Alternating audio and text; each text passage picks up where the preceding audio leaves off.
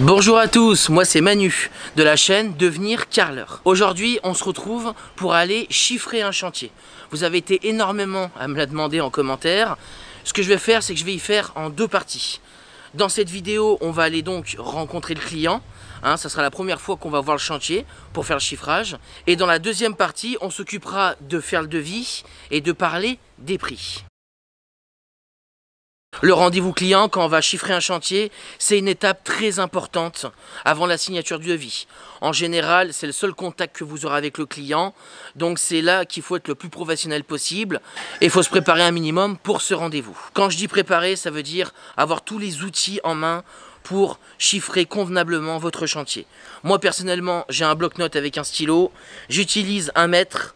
Je prends un mètre le plus grand possible, donc moi en général je prends un mètre de 8 mètres, ça me permet dans une seule cote de prendre toutes les pièces.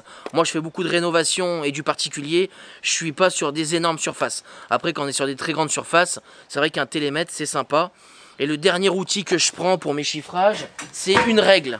Donc une règle alu qui fasse à peu près 2 mètres, ce qui va me permettre de contrôler les supports. Deux points avant qu'on aille chiffrer le chantier et que je vous montre tout ce que je fais pour ma prise de notes avant le devis.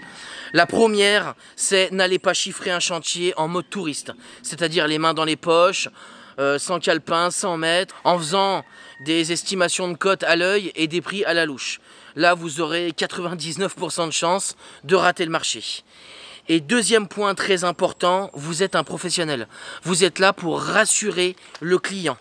Ne faites pas un rendez-vous de chantier en mettant tout le temps en place la peur. C'est quelque chose que je vois souvent pour justifier ou pour monter les prix, de tout le temps être là en disant « Oh là là, c'est une catastrophe, comment on va faire ? Oh là là, il y a beaucoup de travail. » Non. Quand il y a un problème, on le souligne, mais on est professionnel. Donc, on a une solution à apporter. Il ne faut pas lui faire peur. Si vous rassurez le client, vous avez de grandes chances de signer le devis.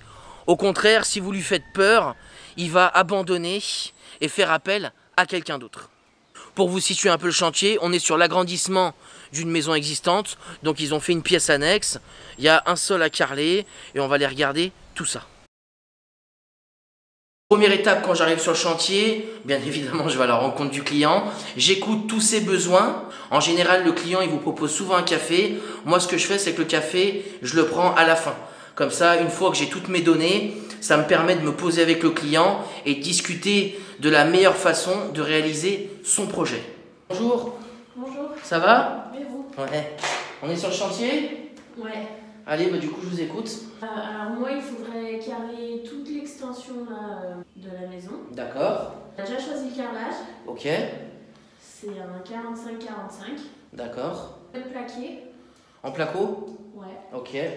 Donc plainte? Ouais. D'accord. Je vous ai pas demandé, mais du coup on part sur une pose droite ou une pose en diagonale? Je sais pas, pose droite je crois. Pose droite, ça vous Comme va? dans la maison, ouais. Comme dans la maison. Ouais. Et donc l'idée ça serait peut-être de faire la continuité de la maison, Ouais. si c'est possible. Ouais, ce serait pas mal. Allez, super. Je rajoute aussi dans ma prise de notes qu'il va falloir faire une continuité par rapport à la maison existante. Il y a encore des questions qui restent en suspens. Ce que je fais, c'est que je m'en garde un petit peu pour après, pour le café. Comme par exemple, elle me dit qu'elle a déjà du 45 par 45. Elle a déjà fait son choix. Ce que je vais faire, c'est que je vais tout de suite lui demander la référence de son carrelage pour pouvoir faire ma commande et lui chiffrer le carrelage aussi en même temps. Ce que je fais, c'est que tout de suite, sur mon petit carnet, je vais faire un croquis de la pièce et je vais marquer toutes les informations du client. Je pense qu'il y aura un rattrapage à faire au sol, vu l'état du support, d'accord, qui n'est pas parfait. Connaître la nature du support sur laquelle vous allez coller. Est-ce que c'est un ancien carrelage, une chape, une dalle, etc. C'est très important puisque c'est en fonction de cette réponse que vous allez pouvoir déterminer les produits que vous allez mettre. Là, pour ce chantier, on est sur une dalle. On va faire un ragréage pour rattraper la planéité du support et je vais poser une natte Ditra 25, une natte désolidarisante. Moi, personnellement, je ne pose jamais en direct sur une dalle. Premièrement, pour éviter toutes les remontées d'humidité qui pourraient venir du sol. Deuxièmement, si la dalle subit un mouvement, le carrelage ne sera pas impacté. En règle générale, sur une dalle, on fait une chape, chape liquide et après on pose par-dessus. Là, dans cette configuration, on va regarder après pour les contrôles, on a très peu d'espace sous les portes. Donc du coup, c'est impossible de rentrer une chape. Donc c'est pour ça que je vais faire la natte désolidarisante. Donc le sol, il est très sale. Donc soit je vais facturer un nettoyage, soit je demande à la cliente s'ils comptent nettoyer leur sol une fois que le placo sera fait. L'idée, quand vous allez chiffrer et prendre des notes, vous vous mettez tout de suite en condition, comme si vous allez réaliser le chantier, étape après étape. Maintenant, ce qu'on va faire, c'est qu'on va faire le relevé de cote pour savoir la surface à carreler et on va faire des contrôles. Je vais prendre donc largeur fois longueur des deux pièces et puis ce que je vais faire en même temps, c'est que je vais relever mes mètres linéaires de plainte. Puisque quand je vais prendre la longueur de la pièce et la largeur, j'aurai déjà tout de suite les dimensions pour mes plaintes. Une fois que j'ai les cotes sur mon plan, je sais les mètres linéaires de plainte que j'ai. Il me reste une seule chose à déduire, c'est les ouvertures. Donc je prends toutes les cotes des ouvertures, donc les portes, l'ouverture qu'on peut voir derrière qui dessert les deux pièces, et ça j'y déduirai sur les cotes de mon plan par la suite. On va faire les contrôles. Donc la première chose, c'est qu'on va contrôler dans l'ensemble l'état du sol pour déterminer l'épaisseur de réagréage. Voir si j'ai des flashs ou si j'ai des grosses bosses. Bon bah pour ça, je prends ma règle, je la pose au sol à certains endroits et je regarde dessous. Et ce que je fais aussi, c'est que je prends ma règle et j'appuie des deux côtés, voir si j'ai des flashs ou pas. D'accord? Donc là, je vois qu'en appuyant, j'ai un petit flash. Donc ça va pas être seulement un lissage, on va plus partir sur un rattrapage. Je vais faire ce contrôle un peu de partout dans la pièce. Je me suis rendu compte que sur certains endroits, on avait des surépaisseurs de mortier, etc. Donc tout ça, va falloir que j'y pique avant de faire mon rattrapage. Donc là, sur mon calepin, je vais tout de suite rajouter qu'il y a un piquage de certaines zones à faire avant de pouvoir réaliser le ragréage. Contrôler le passage des portes. De voir si votre carrelage va passer sous la porte, si vous avez assez de réserve, ou s'il va falloir raboter la porte. Ça arrive souvent sur les portes d'entrée. Donc là, ce que je fais, c'est que j'ouvre ma porte et je vais prendre ma cote. Alors, je ne la prends pas qu'à un seul endroit, je regarde à plusieurs endroits quand même en contrôlant. Donc là, je prends ma cote. Ici, je vois que j'ai 4 cm. Je la prends ici. Hop. Tac. Ici, je vois que j'ai 3,5. Donc pour l'instant, sur les ouvertures, c'est pas trop mal. Si sur les portes ça passe pas, il va falloir prévoir un rabotage des portes. Donc ça, bien évidemment, ça sera à rajouter dans votre devis. Quand vous chiffrez votre chantier, prenez bien votre temps de bien tout analyser. Là, vous voyez, en regardant d'un peu plus près, j'ai vu qu'il y avait un trou dans le sol et en regardant, j'ai vu qu'il y avait des PVC. Donc à mon avis, ça, c'est le regard des eaux pluviales. Alors il arrive dans la maison. Pourquoi? Je ne sais pas. Mais en tout cas, on ne va pas pouvoir le condamner s'il y a un regard. Donc il va falloir faire un accès. Donc il y aura sûrement une trappe à faire. Donc ça c'est pareil, je le rajoute. Et j'en parlerai à la cliente tout à l'heure. Niveau chiffrage, on est pas mal. On a écouté les besoins du client, on a pris toutes nos cotes, on a fait des contrôles du support et de toutes nos entrées.